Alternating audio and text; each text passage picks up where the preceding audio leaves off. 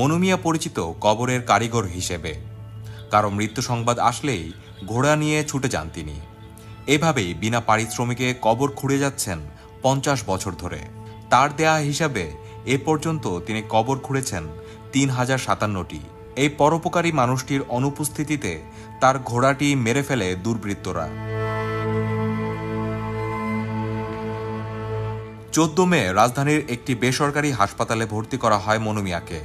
সেখানেই একরকম মুমূর্ষু অবস্থায় চিকিৎসা চলছে নিঃসন্তান মানুষটির।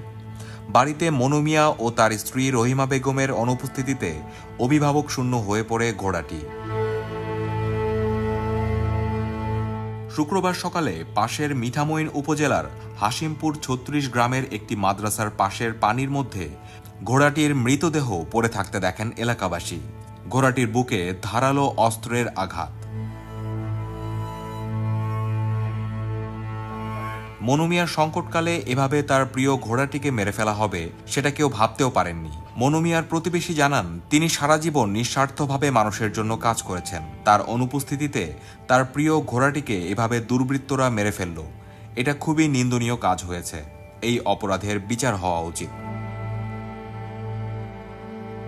এ বিষয়ে কিশোরগঞ্জের পুলিশ সুপারের দায়িত্বে থাকা অতিরিক্ত পুলিশ সুপার মুকিত সরকার জানান, মিঠামইন থানার ভারপ্রাপ্ত কর্মকর্তাকে এ বিষয়ে আইনগত ব্যবস্থা নেওয়ার জন্য নির্দেশনা দেওয়া হয়েছে। অভিযোগ পাওয়া মাত্রই প্রয়োজনীয় আইনানুগ ব্যবস্থা গ্রহণ করা হবে।